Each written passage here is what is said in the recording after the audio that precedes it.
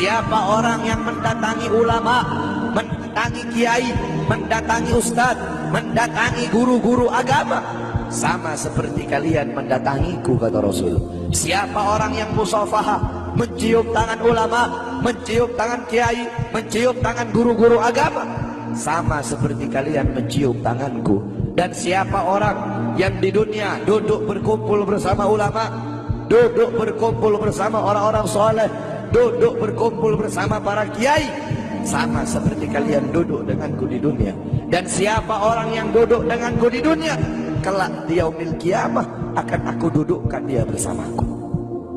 Orang-orang yang beruntung di akhirat, orang-orang yang berbahagia di akhirat, bukanlah orang-orang yang hanya datang sekedar bawa pahala salat, yang hanya datang sekedar bawa pahala zakat, yang hanya datang sekedar bawa pahala haji. Akan tetapi orang-orang yang beruntung di akhirat, orang-orang yang kedua matanya dihalalkan oleh Allah untuk memandang wajah indah baginda Sayyidina Muhammad. Saudara-saudara, kelak di akhirat, kalau kedua mata kita tidak bisa memandang wajah Nabi, kalau kedua mata kita Allah haramkan untuk memandang wajahnya Nabi, kita menjadi orang-orang yang celaka, kita menjadi orang-orang yang rugi kalau nanti tidak bisa memandang wajahnya Nabi Muhammad. Para sahabat-sahabat yang mulia, beliau-beliau ingin masuk surga. Tujuannya itu bukan istana yang temboknya terbuat dari emas putih, bukan istana yang tanahnya terbuat dari kasturi, bukan bidadari-bidadari, bukan telaga Al-Kautsar, bukan telaga Al-Haud. Tujuan para sahabat masuk surga, tujuan para sahabat masuk surga satu, berkumpul dengan Nabi Muhammad SAW. Andaikan di surga tidak ada Nabi, para sahabat tidak ingin masuk surga, saudara-saudara. Sayyidina Ja'far bin Abi Thalib, Ja'far At-Tuyar, Ja'far At-Tuyur yang berterbangan di surga. Sayyidina Ja'far bin Abi Thalib, ketika beliau mati syahid, kedua tangannya terputus, Allah gantikan dengan sayap, sehingga Ja'far, ruhnya beliau menghadap Allah Subhanahu wa taala. Ketika ruhnya beliau mau sampai ketika roh beliau mau sampai di hadapan Allah, tiba-tiba terbayang dari kedua matanya beliau pandangan kepada wajah baginda Nabi besar Muhammad SAW. Terbayang akan wajah Nabi Muhammad, sehingga beliau bermohon kepada Allah, ya Allah, izinkan aku kembali ke dunia untuk memandang wajah indah baginda Nabi besar Muhammad SAW. Sayyidina Abu Bakar As-Siddiq radhiyallahu anhu, ketika beliau sedang berkumpul bersama Nabi, Nabi Muhammad berkata, wahai Abu Bakar, apakah engkau sudah makan? Kata Sayyidina Abu Bakar, aku belum makan ya Rasulullah. Pulanglah engkau pergi makan dulu. Pulang Sayyidina Abu Bakar As-Siddiq. Ketika Sayyidina Abu Bakar As-Siddiq pulang, tidak lama kemudian datang lagi. Kata Rasul, wahai Abu Bakar, aku tidak pernah melihat orang makan secepat itu. Kok cepat banget engkau makan? Apa kata Sayyidina Abu Bakar, ya Rasulullah, ketika aku akan memakan makanan itu ya Rasulullah, tiba-tiba teringat wajahmu ya Rasulullah, makanya aku tinggalkan makanan itu dan aku kembali ke sini lebih memilih untuk memandang wajah indahmu ya Rasulullah. Maka rugi, celaka kalau kelak di akhirat kita tak bisa memandang wajahnya Nabi Muhammad. Nah, bagaimana caranya biar kita bisa memandang wajahnya Nabi? Bagaimana caranya biar kita bisa berjumpa dengan Nabi? Di akhirat kita tak bakal bisa berjumpa dengan Nabi. Di akhirat kedua mata kita tak bakal bisa memandang wajah Nabi kalau di dunia kita jauh dari majlis-majlis Nabi Muhammad. Kenapa? Karena kadar kedekatan kita dengan Nabi kelak di akhirat, jarak jauh atau dekatnya kita dengan Nabi nanti di akhirat, itu menurut kadar kedekatan kita di dunia dari majelis-majelis seperti ini.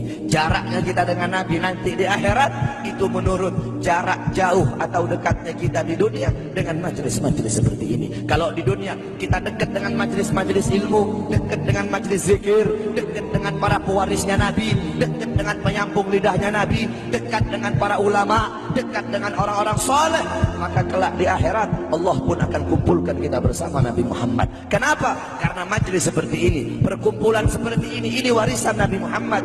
Nabi Muhammad tidak mewarisi harta, tidak mewarisi pangkat, tidak mewarisi jabatan, tidak mewarisi emas, tidak mewarisi permata, tidak mewarisi kekuasaan, tidak mewarisi dirham, tidak mewarisi rupiah. Warisannya Nabi ilmu, amal, akhlak, wara, khauf, ikhlas, sabar, takwa, istiqamah, ibadah, zuhud, qanaah. Ini warisan Nabi Muhammad, sehingga kita duduk di sini untuk menerima warisannya Nabi. Abu Hurairah radhiyallahu anhu, beliau pergi ke pasar. Beliau berkata, wahai orang-orang pasar, di masjid sedang dibagi-bagikan warisannya Nabi. Yang berdagang menutup dagangannya, yang berbisnis menghentikan bisnisnya, mereka pergi ke masjid. Ketika mereka sampai ke masjid, mereka bilang, wahai Abu Hurairah, mana katanya sedang dibagi-bagikan warisannya Nabi? Di sini cuma ada halago-halago ilmu, cuma ada perkumpulan-perkumpulan ilmu. Apa kata Abu Hurairah? Perkumpulan ilmu, majelis ilmu, itulah warisan Nabi Muhammad. Kita duduk di sini menerima warisannya Nabi. Maka warisan mana yang lebih mulia selain daripada warisan Nabi Muhammad? Warisan mana yang lebih agung selain daripada warisan Nabi Muhammad? Warisan mana yang lebih berharga selain daripada warisan Nabi Muhammad? Warisan mana yang lebih bermanfaat selain daripada warisan Nabi Muhammad?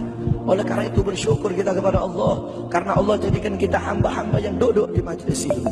Berapa banyak hamba-hamba di luar sana yang belum Allah berikan petunjuk?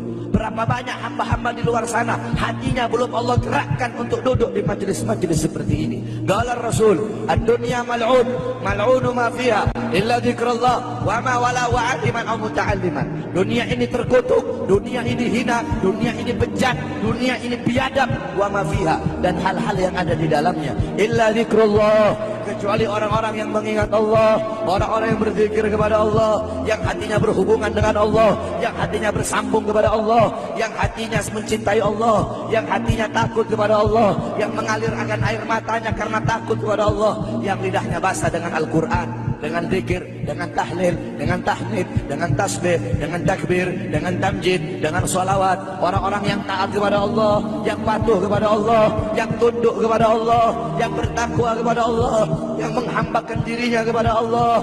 Orang-orang yang tidak menyembah selain Allah, orang-orang yang lupa kepada selain Allah, orang-orang yang di saat hamba-hamba yang lain sedang terlelap dalam tidurnya, mereka bangun, mereka bersujud, bertekuk lutut memohon kepada Allah Subhanahu wa taala. Orang-orang yang menghidupkan malam-malamnya untuk beribadah kepada Allah.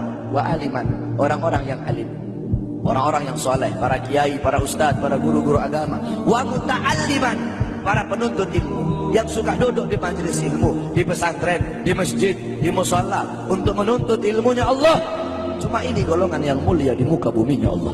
Selain daripada itu, yang sibuk dengan urusan dunia, yang sibuk dengan urusan harta, yang sibuk dengan urusan bisnis, yang sibuk dengan urusan pangkat, yang sibuk dengan urusan jabatan, siapapun, saya kek, kiai kek, habib kek, ustadz kek, lurah kek, camat kek, bupati kek, wali kota kek, gubernur kek, menteri kek, presiden kek, siapapun yang sibuk dengan urusan dunia sehingga lalai, sehingga lupa, sehingga ghafil, sehingga lupa kepada Allah, sehingga lalai dari kewajiban, maka termasuk dalam mal'un yang dikatakan oleh baginda Nabi besar Muhammad sallallahu alaihi wasallam. Oleh karena itu bersyukur kita kepada Allah. Ini nikmat yang luar biasa, ini nikmat yang agung. Allah kumpulkan kita bersama ulama. Kedua mata kita memandang wajah para ulama. Kedua mata kita memandang wajah ulama. Ini suatu anugerah yang luar biasa, saudara-saudara. Di zamannya Syekh Abu Yazid Al-Bustami, ketika itu sedang ditimpa musim kemarau. Orang-orang kampung berkumpul, mereka sholat istisqa, mereka sholat minta hujan. Berkali-kali mereka sholat, tapi gak turun-turun hujan. Akhirnya datang seorang anak muda. Anak muda itu mengangkat tangan dan berkata, Ya Rabb, bihaqqi ma fi ra'si inzil matar. Ya Allah, demi hak yang ada di dalam kepalaku, turunkan hujan. Tiba-tiba turun hujan. Orang-orang kampung menghampiri anak muda tersebut dan berkata, wahai anak muda, kami berkali-kali sholat minta hujan, tapi gak turun-turun hujan. Engkau satu kali kau minta, satu kali kau berdoa kepada Allah dengan membawa hak yang ada dalam kepalamu, Allah terima kau punya doa. Memangnya dalam kepalamu itu ada apa? Anak muda tersebut berkata, di dalam kepalaku ada kedua bola mata, yang dimana kedua bola mata ini pernah aku gunakan untuk memandang wajahnya Syekh Abu Yazid Al-Bustami. Berkat kedua mata, sebab kedua mata yang pernah memandang wajah beliau, sebab kedua mata yang pernah memandang wajah orang soleh, maka aku bawa kedua mata ini menghadap Allah dengan harapan agar Allah menerima doaku dan Allah pun menerima doaku. Itu kedua mata yang memandang wajah orang soleh. Maka bagaimana kalau kita duduk berkumpul bersama ulama? Kata Rasulullah, satu kali pandanganmu, engkau memandang orang alim, engkau memandang orang ahli agama, pandanganmu itu lebih mulia, lebih baik, lebih utama daripada engkau menyedekahkan 1000 kuda untuk orang-orang yang berjuang di jalan Allah.